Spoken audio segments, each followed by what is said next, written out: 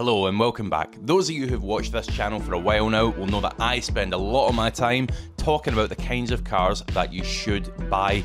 Now today we're going to flip that on its head and we're going to talk about the cars that you absolutely should not buy and also look at a couple of alternatives to them. Let's get into it. So kicking us off here, it's the 1 litre Ford Ecoboost engine. I know, it's received a lot of press lately, but it has to be top of this list as well. Now you're going to find these in Fiestas, Focuses, B-Maxes, C-Maxes. It's like a plague. They're everywhere, but you do not want to be parting with your hard-earned money for one of these, because chances are it's going to go wrong. So the problem with this engine was Ford used a wet belt system. Essentially, the timing belt was fed through the hot oil, which made it break up over time. These little rubber particles from the belt would then find their way into the oil feeds and pickup lines, block them, and usually result in complete engine failure. And you will get the occasional person that says, oh yeah, but if you service it right on time and use the correct oil, it's okay. Yeah, I mean, not every apple in a dumpster is going to be tainted. I'm still not going to be eating one, and I would not be spending your hard-earned money on one of these, especially when there's some pretty good alternatives out there. Let's have a look and see what we can find. Right, so budget's set to £3,000, and we're looking for a small-ish car. Fiesta to Focus type size. That's usually the criteria people have when they fall into the pit of buying a 1 litre Ecoboost. So let's see if we can do better. Toyota Aygo, okay, kicking us off in style here. I actually really like these little cars, mainly because they are so lightweight. They really make the most of that little 1 litre that they've got. Also, that interior, because there are no digital displays, I think they date really well. Still clean and tidy. However, admittedly, if we were looking for originally a Fiesta or Focus, that is going to feel a bit bargain basement, isn't it? So let's keep the Aygo on the back burner, although I do like them. Next up, Volkswagen Polo. Okay, probably more to the tune of what we're after here. 2013, 151,000 miles. It's a little bit leggy. Maybe it's our budget, £2,500. We've got three, so let's see if another one pops up. Maybe a little less used than that. Manual and diesel though, as long as you don't need ULEZ compliancy, could be a good bet. Qashqai.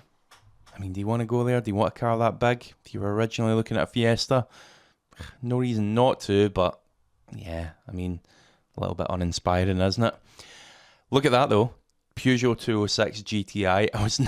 I was not expecting that in this list. Proper little driver's car, awesome handling. However, if we're looking originally at a 1 litre modern Fiesta, it's probably not fitting the bill, is it? I mean, it's getting on for 20 years old. It's going to have some little age-related niggles at this point. Awesome car, but no, not for this list. Okay, Mazda 3. Right, so here is the problem. I steer you away from one specific car right into another issue, because you look at that Mazda, you think, okay, Japanese made, Mazda, it's going to be good, safe bet. Absolutely not. These have got fuel dilution issues, the 2.2 litre, DPF problems, EGR problems. Absolutely not. Avoid that like the plague. You'd be no better buying that than you would an Ecoboost. So yeah, there we go. I'm glad that popped up. A DS3, I mean, again, do you want to go there? Is French your thing? No reason not to, but I think we can do a little better. And here we go. Volkswagen Polo, right, this is looking good. 2011, 94,000 miles.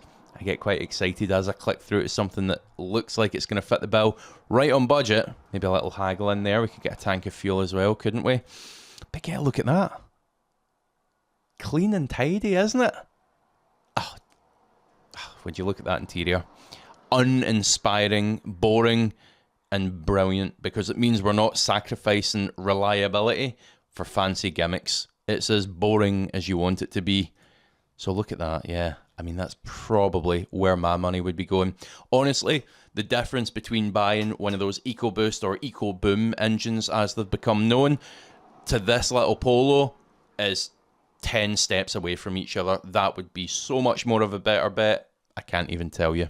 So an honourable mention at this point has to go out to something which is not seen in this list, but I need to speak about it, and that is the Peugeot 1.2 litre PureTech engine. Now the reason you want to be avoiding these is the exact same reason as the Ecoboost. They use a wet belt setup and they are terrible. Again, you'll get the occasional person saying, oh, they're fine as long as you do this and that, and only do it when there's no sun shining and it's a full moon.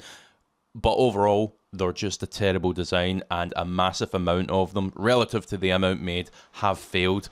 I've actually got a friend that works with Peugeot, and they've got a tool that can tell them just how damaged the belt is on any specific car, because they've almost always got some degree of damage on them. And if you take the oil filler off and peer in, you can actually see the belt in some cases.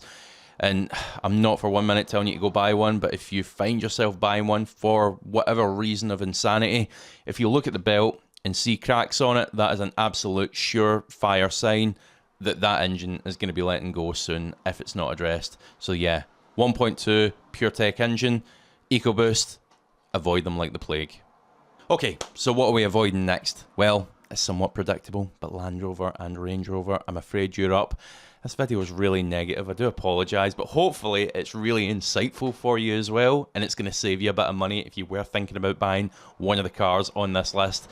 You maybe take a look at some of the alternatives instead. If you do find it helpful and you are enjoying the video, then please do hit that like button, hit the subscribe button if you want to see more like it.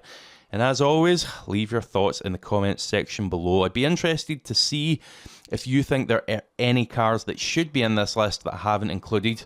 Okay, right, so what are we avoiding when it comes to Range Rovers? All of them. No, I'm just kidding. But seriously, there are a lot of problems there. Specifically, we're talking here about the 2-litre Ingenium diesel engines.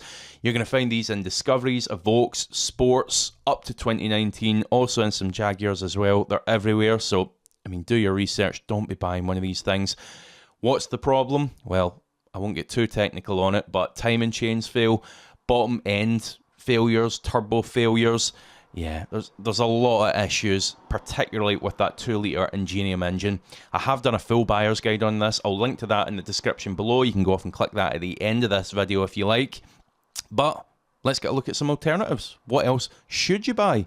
Well, I've got two in mind. I've been quite specific here. Let's get a look at them. So, first up, Audi Q3. Because why not? Absolutely solid bet. Chances are you're going to find it with either the 1.4 petrol or the 2-litre diesel. Quite honestly, either or is fine. I had the 1.4 and an A1. It was fast in that. In this, it's probably just kind of sufficient. The 2-litre is probably the more mainstream one. Something like this that we've got here. 15k, 50,000 miles, manual, diesel. You're not going to go wrong, are you? I mean, get a look at it. It's got the prowess, it's got the badge of the range. It's an Audi at the end of the day, isn't it? Okay, interior is not quite as inspiring as what you'll get in, say, like a Range Rover Evoque. It's nowhere near as nice, if we're being honest. But hey, I mean, come on. What do you want? A fancy interior or your car to work? Second choice, Volvo XC40. There's one for you. Not the most obvious choice. A little bit out there when compared to the Q3. But why not? Reliable, and also it kind of rights the wrong of the Q3's slightly dated interior. They're much nicer in these. That's not right at all. Let me click another one, because that is not an XC40 interior. Let's go for this one here. Yeah, I mean, look at it, proud looking thing, isn't it? I think Volvos always are, mind you. Yeah, get a look at that. It's kind of Evoque-esque, I would say. And yeah, why not? One of these or a Q3, you're going to be far better off than you would be with the equivalent Evoque or Range with that engine. Now, before we get on to the final car to buy, here's a quick tip for you. Use this service when you're buying your next car. Doesn't matter what kind of car it is. Put the play into vehicle score, and this is going to tell you the good and bad points about that car for completely free. Now, if you are serious about buying one of these cars, then put the play in and also buy one of their paid HPI reports. I'm going to add a 15% discount voucher in the description below alongside a link. Use that and make sure you get a good car for your next one. Okay, and on to the final one to avoid. Now again, this isn't focused on one particular car. This kind of takes into consideration a whole category of car, but it needs to make this list. It's EVs, electric vehicles. Now, it doesn't matter what your stance is on them, love them, hate them, agree with them, disagree with them. This video is all about looking at them from the point of view of a used purchase, and from that point of view, they're pretty dreadful for a couple of reasons. Let's take a look. So we'll have a look at a used Tesla Model 3. And remember, this was an expensive 40, 50,000 pound car to begin with. And it's not even that old, it's a 2020. And we're looking at it at £16,000. That's it having been dropped a further £4,500 from its initial price back in April. Madness. Anyway, let's get into it. There's reason as to why that's happening, and there's a reason why I've included it in this video, because I don't want to see you getting stung. Now, the big problem here is the depreciation curve. No one really knows where they're going to bottom out. And the reason behind them depreciating so hard is because they've got that battery pack in there. As these cars get older, as they accumulate the miles, yeah, I mean, this one's almost on 100,000 miles, the battery slowly depletes to the point where it needs to be replaced. And sometimes that battery can cost you 50% upwards of what the car was new. So it effectively writes the car off. You do not want to be the one who has the car in your hands at the point where it needs a new battery. And that's why, amongst other reasons, they're depreciating so hard, and used car dealers simply won't touch them. And there you have it, my top 3 cars. Kind of turned into more categories rather than specific cars, but I hope it's still useful for you. Thank you so much for watching. As ever, remember to leave your thoughts in the comments below. Hit subscribe, hit like. I'll see you for the next one.